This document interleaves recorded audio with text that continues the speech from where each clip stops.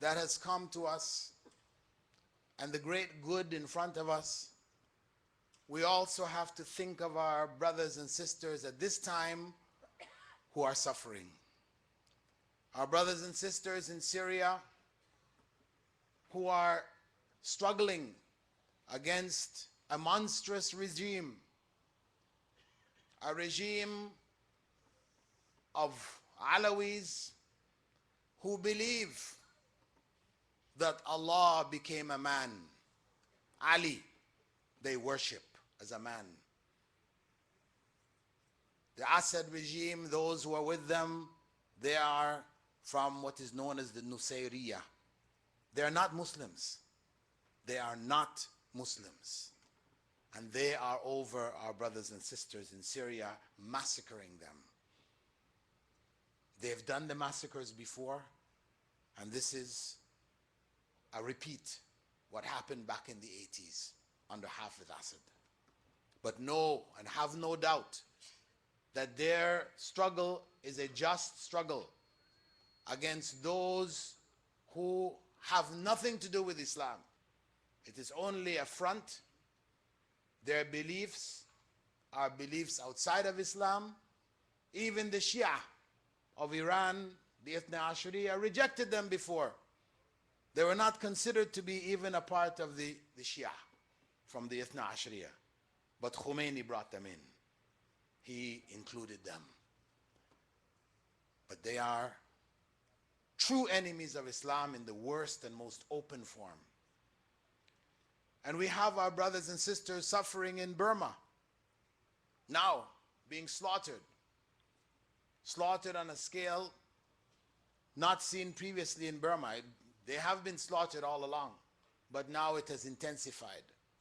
And we have to be concerned about them also, and to pray and ask Allah to protect them. And our brothers and sisters in Ethiopia who are suffering with another evil regime in the name of Islam, the Ahbash coming out of Lebanon, being forced upon them by the government to accept their beliefs as the beliefs which are against Quran and Sunnah, Ahl Sunnah wal Jama'ah.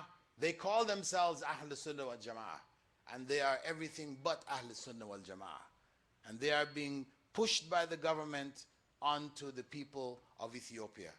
And the ulama and the young leaders have stood up and resisted and demanded that the decision for the Muslim community be made by those chosen by the Muslims and not those appointed by the government. And they are in jail. They're being tortured in jail now. Some are being killed. So the Muslims of Ethiopia, in spite of their huge numbers, most people don't even know, there's over 40 million Muslims in Ethiopia. They are actually the majority in Ethiopia. But they have been dominated by Christian regimes which have been supported by Western colonial powers and continue to be supported by them. They don't even have a single Islamic university in the whole country. This is the state of our brothers and sisters in Ethiopia.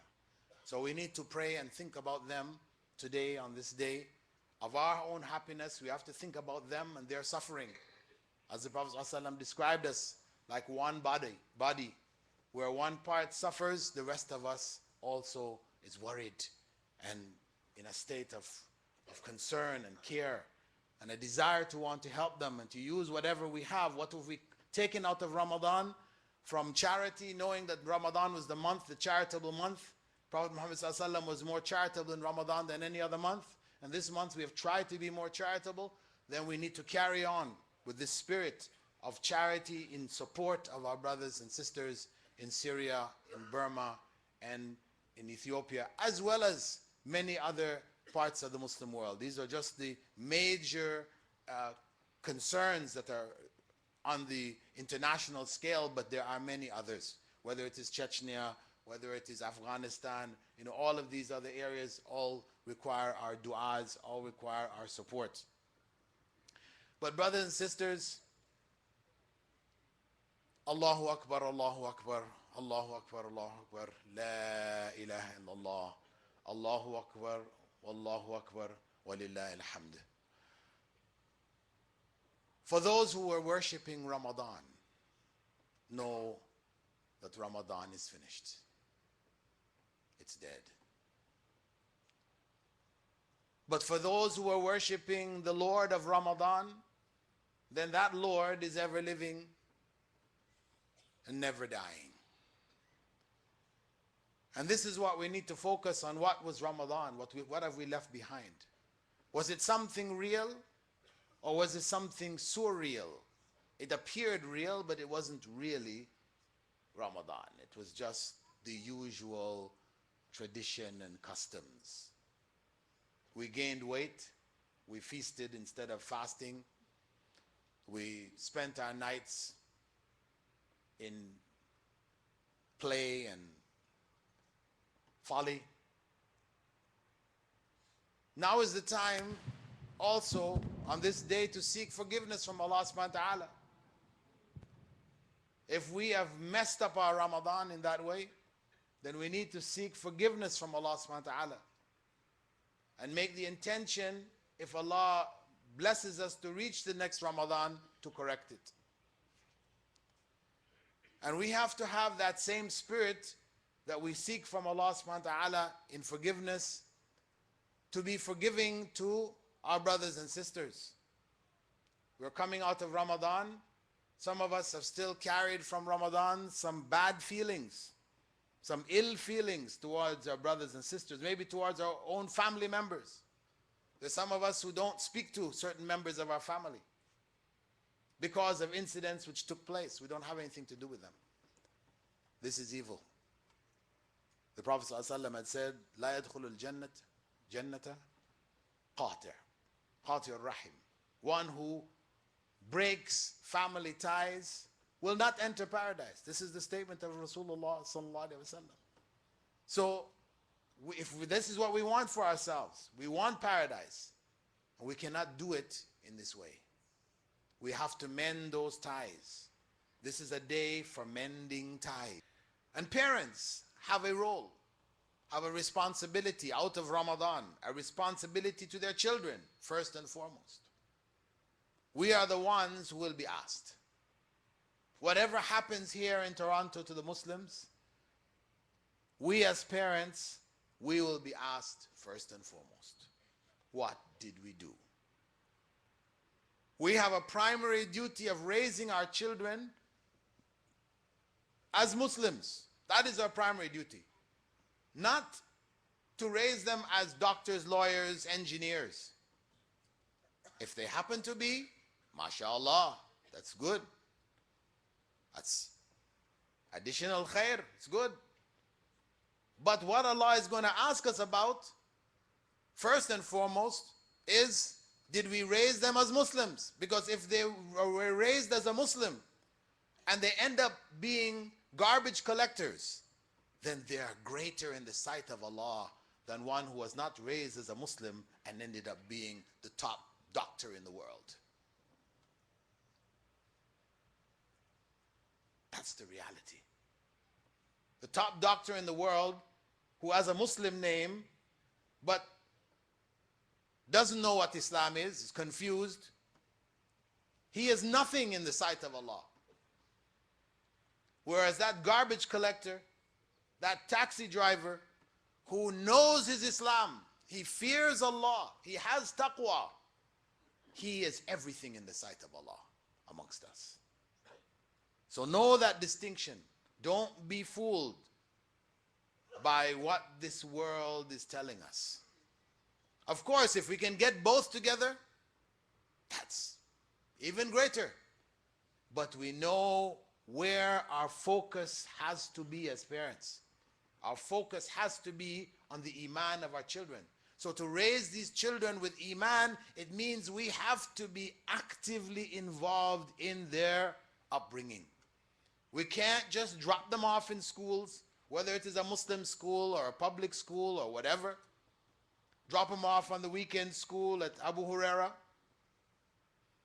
or the Hifz class or whatever. We can't do it. because we are primarily responsible for their education. Nobody else can do it like we can. They can help, and we do need help. But we have to understand that is our responsibility before Allah subhanahu wa ta'ala. As the Prophet ﷺ had said, لَيْسَ مِنَّا مَنْ لَا يُوَقِّرْ كَبِيرَنَا وَلَا يَرْحَمْ صَغِيرَنَا. One who doesn't honor and respect our elders and is not merciful to our young is not from us, not a true Muslim. It's a general statement which addresses, on one hand, the responsibility of parents. Our being merciful to our children is making the effort for them to know the deen. This is where the true mercy lies. Some of us think that being merciful means if they want to get this thing, we let them have it. They want to get that thing, we won't let them have it. They want to play, games all the time on TV, let them play, We just allow them. No. This is not Islamic education. This is not being merciful to them. This is being unmerciful to them. It's being lazy. It takes it off our hands. We don't have to worry. They're quiet. They shut up.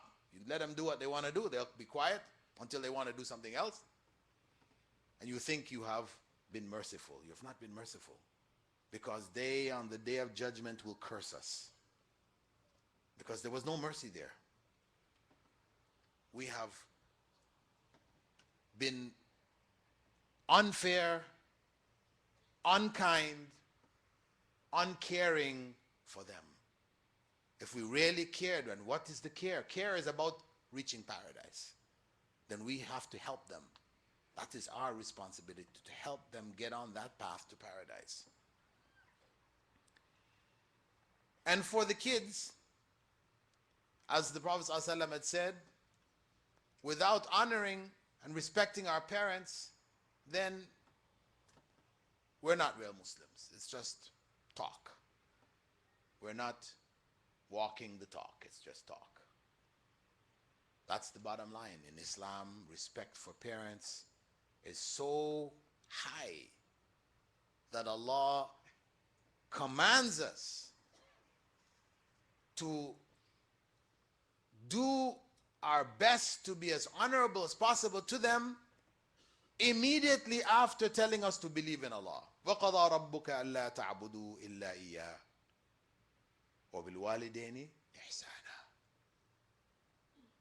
Allah has prescribed that we only worship Him and to be kind, honoring, generous to our parents. We're living in a society where the abuse of parents far exceeds the abuse of children. The society is all focused on the abuse of children, so much so that you can't even spank your kids. Finish. But when you look at the rates of child abuse, it's like 1 in 10. 1 in 10 children are abused in North America. But when you look at the rate of parent abuse, meaning children abusing their parents, it's 1 in 4. This is 1 in 4. This is the sign of a crumbling civilization, where the children hate their parents. They don't care for their parents. They will talk back to their parents. They will beat up their parents. They will steal from their parents. They will throw them in old people's homes. They don't really care to look after them. When the parents who raised those children, when they were unable to look after themselves, are now treated like that, this is the end of a civilization. This is it, civilization crumbling from within. Externally, the technology, everything is all there, but internally, it is crumbling. Because the foundation of the civilization is the family. when that family is sound, where parents see the responsibility, they raise those children in love and mercy, and the children raise and look after their parents in love and mercy, knowing that as they looked after them, their duty is to look after their parents. They speak to them in an honorable way. They don't harm them in any way. وَلَا تَقُلْ لَهُمَا أُفٍّ وَلَا تَنْهَرْهُمَا. We're not even supposed to say uff.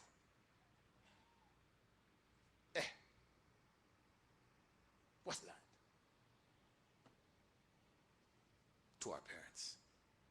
But today we know what is happening in the community.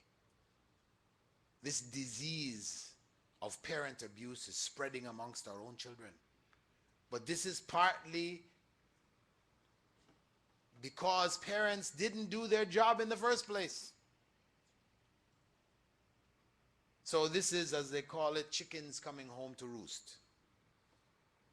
And as a community, we also have a responsibility, what is called fard kifaya, a general responsibility on the community to produce certain institutions here which will protect the Muslim community as a whole from what is displeasing to Allah. As a community, we have the curse of Allah on us if we don't fulfill these responsibilities. Among them, we should have a YMMA. What's that? Young Muslim Men's Association. Separate from the masjids. Institution where young people, the youths, can gather with direction of elders, and they can interact with each other, they can hang out, they can feel comfortable, play wholesome games together. They need a place like this. They don't have it. The masjids, our focus is on building masjids after masjids after masjids. But is it really masjids that we need? I mean, masjids, we can play anywhere. We can pray anywhere. What we need are institutions which will fulfill the social needs of our community. We need to produce this. Over this next year, those of us who are in a position to make this happen, to produce a YMMA, or a women's version, or combined, those who are in a position to do it, know that you will be answerable before Allah for this, because on you it's fard ain. On the rest of the community who don't have the means but should come together and do it, it's fard kifaya. But on those of you that have the knowledge, have the means, have the ability, then know that Allah will ask you about it. We have amongst us people with a lot of means. A lot of means. We see what we have done in Ramadan in terms of raising support for the masjid. We need to do something similar to establish such an institution. We also need to establish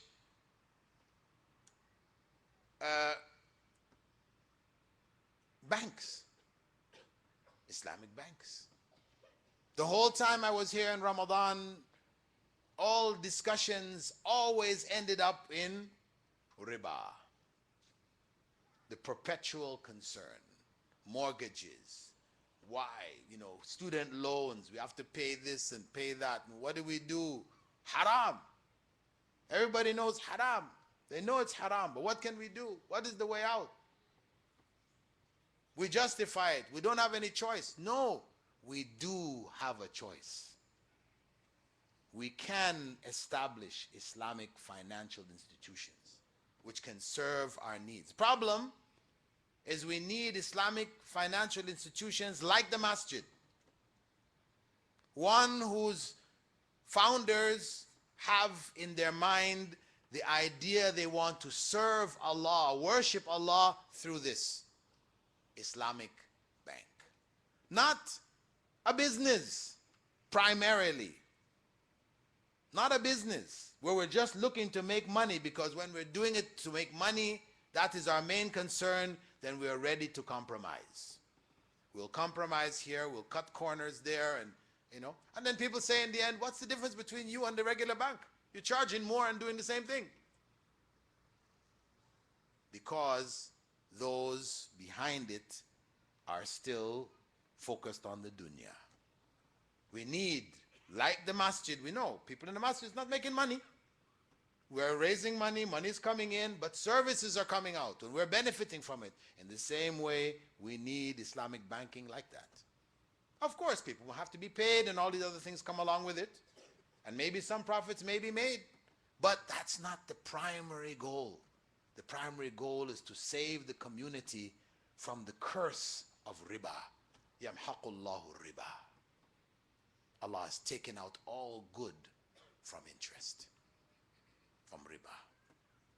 So we need such institutions. And we need Muslim schools, Islamic schools. This again is a community responsibility which we cannot afford to shirk. We have to do it. We are losing children at a rate that has been unknown before.